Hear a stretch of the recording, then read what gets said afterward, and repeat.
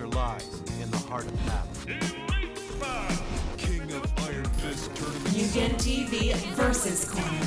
Welcome to the stage of history retold. Hey guys, this is MugenLord here, and I'm back again with another video. And today we're going to talk about Dead or Alive 6 because there's a lot of controversy surrounding this game, and it's been quite a while since I've played Dead or Alive 6, and it's quite disappointing because Dead or Alive 6 is one of my favorite fighting games, especially 3D fighters of all time. So what is the situation? What is the issue? And if you guys haven't guessed it by now, of course it has to deal with a lot about its DLC practices and how Keoi Tecmo handles their DLC, and how much the fan base is quite disappointed at what they've been doing so far. So we're going to dive right into this article here on Event Hubs, which is quite disappointing. I was like recently thinking about getting back into the game because they had this update that pretty much balanced the game, and it pretty much made the ground game a lot better, and a lot of people was pretty much enjoying what they're doing so far because they're making Dead or Alive 6 taking it back to its roots from Dead or Alive 5, taking the best aspects of Dead or Alive 5 and bringing it to Dead or Alive 6. And just to see news like this is quite upsetting. So what's this about?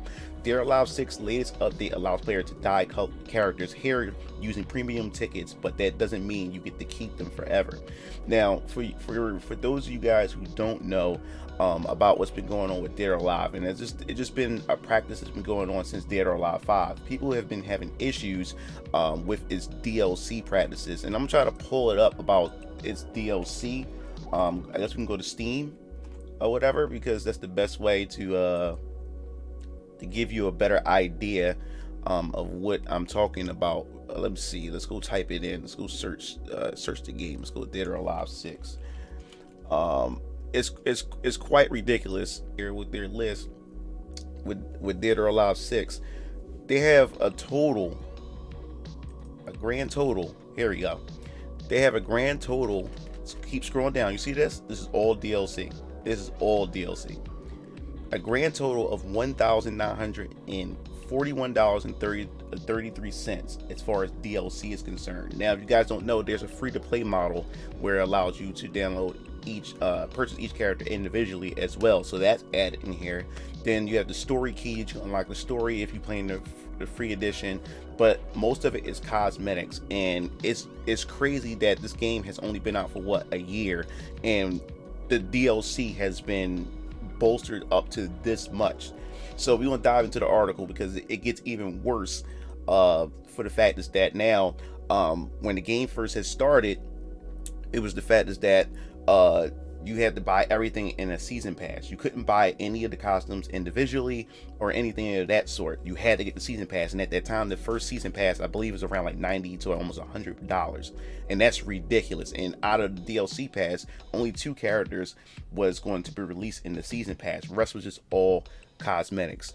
So in the article, it says Dead or Alive 6 had what should have been an exciting week for the reveal of Tamaki, which is also a new fighter, the next fighter coming up as DLC, and some new crossover costumes, but a different addition has quickly become the talk of the community. So the version 1.20 update for Dead or Alive 6 bought with its previously teased PS4 exclusive feature of changing the character's hair color. Oh, what, PS4 exclusive feature? That's a PS4 exclusive feature. Didn't know that. Yeah, a character's hair color using the premium tickets currency. Players then quickly found out, however, that their purchase essentially equate to purchasing real hair dye. Though the function probably wasn't going to be well liked by the community, considering premium tickets require real-world currency to buy. The most glaring issue with the feature is the fact is that players lose access to purchase colors if they decide to change to something else afterwards. So what they're saying is, and if you don't know what the premium tickets are, like as I said before, you couldn't get any of the individual costumes back when the game first launched. You had to get the season pass to get these special DLC costumes.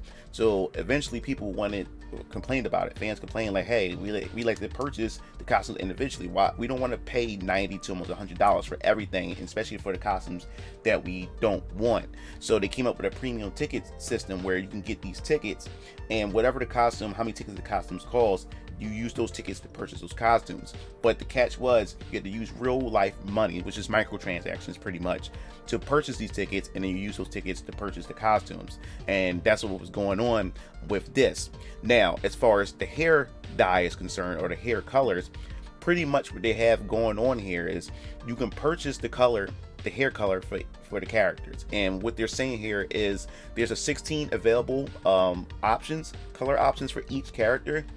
So what happens is, if there's, for instance, you want pink hair, you purchase the pink hair and it replaces the default hair or whatever hair that you currently have on your fighter. Once you do that and you got the hair, say for instance you want to revert back to whatever color that you had previously, you have to go back and use a premium ticket to repurchase that hair color that you previously had to replace the new color that you previously bought. And once you replace it, you would have to rebuy that exact color again if you want to get that color back. So it's not like once you buy a color, you keep the color. No. You buy a color, it replaces the hair. If you want that color back, too bad, you have to buy it again. Now, how much is the hair colors? The hair color is one premium ticket. I think that's equivalent to like $1 or something like that. So it's $1, which still adds up after a while, especially if there's 16 different colors, and if you are, I guess you could say, you play multiple characters. So that's $1 or however many colors that you want to buy per character. And there's about over 20 characters in this game, I believe. So that stuff adds up, and I think that's ridiculous.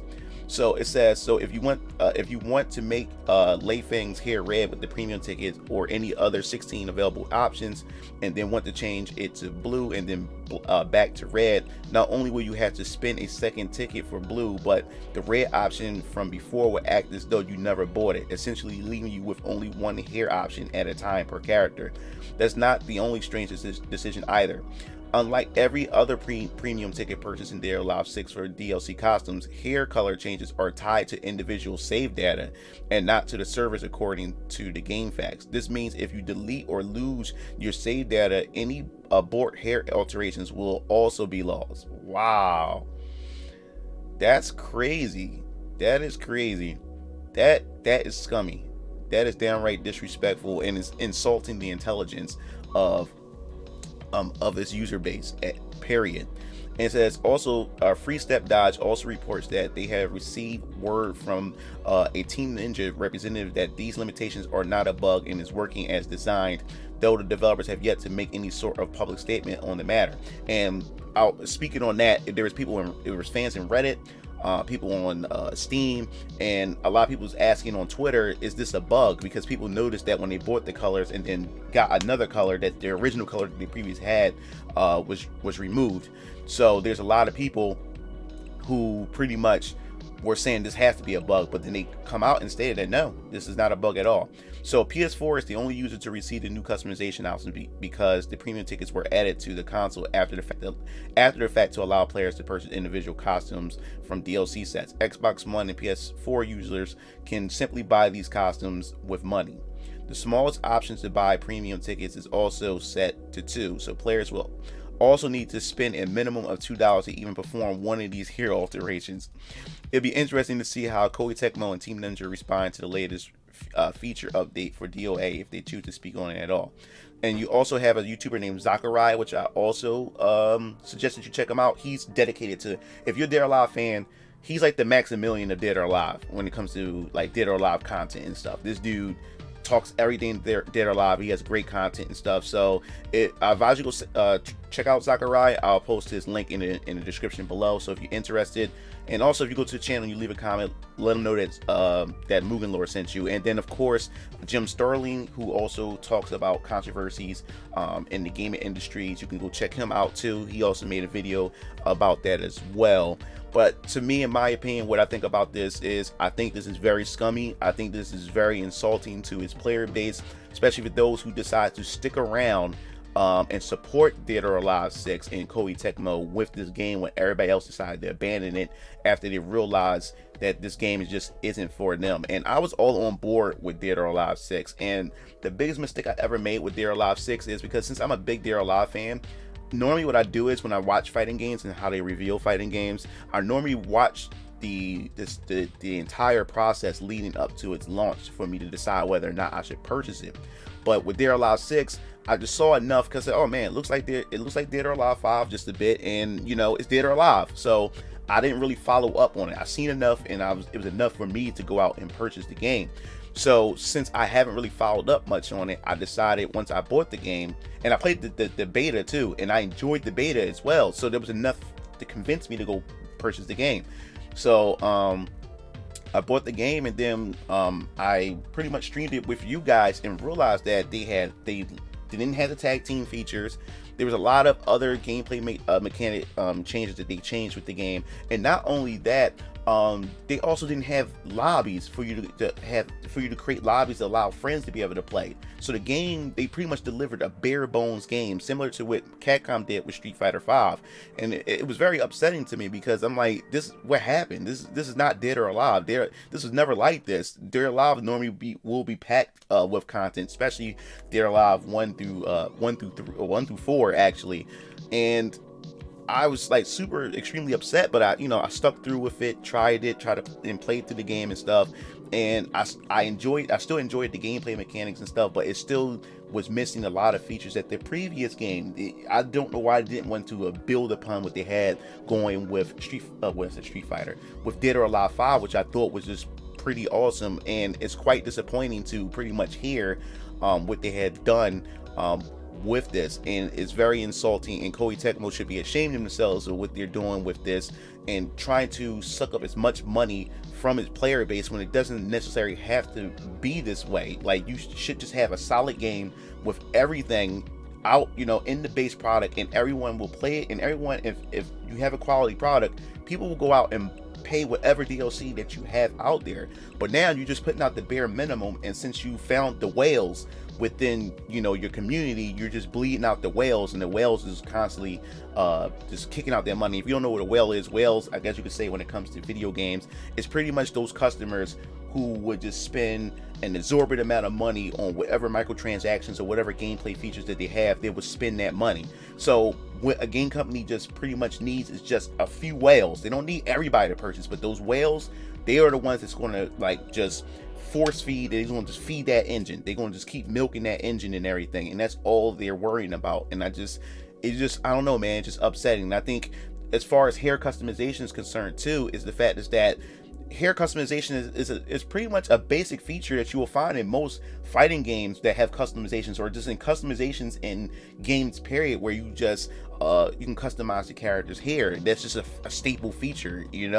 Normally when they do have that feature, if you wanted more colors, they normally make you pay for different palettes, but you still had an overall palette to where you can just go in and just do whatever you want with the characters that you're editing. But to now make you pay for hair dye, now I can understand that some companies don't like changes done to their characters, for the fact is it changes the identity of that character. It doesn't fully represents the true nature of that character, so they're very protective of it. So in this case, they look like Koei's trying to protect that, but it's the wrong way to go about this feature, and I'm very disappointed in them and stuff. But I definitely want to hear your thoughts. What do you think about this feature?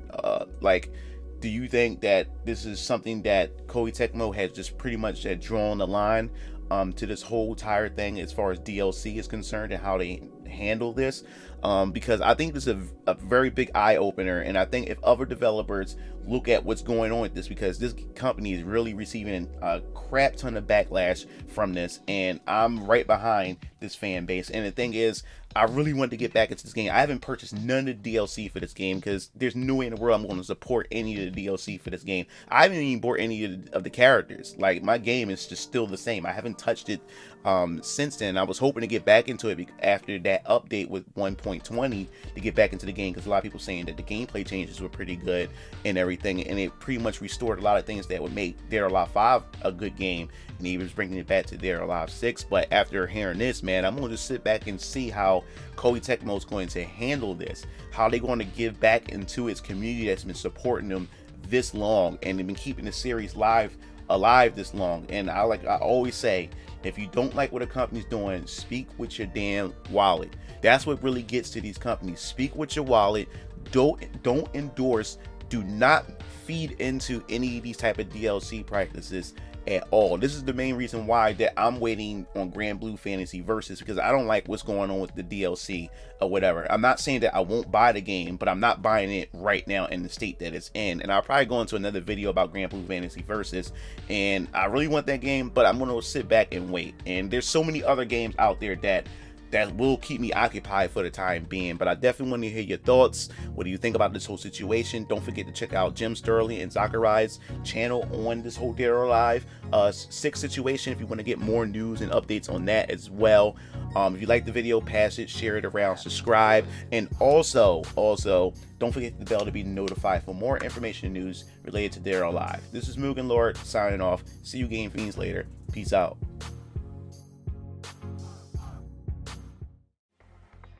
It looks like you reached the end of the video. Well, while you're at it, check out some of my other discussion videos by clicking on the annotations below, and don't forget to follow me on other social media platforms to stay up to date with future content. Signing off.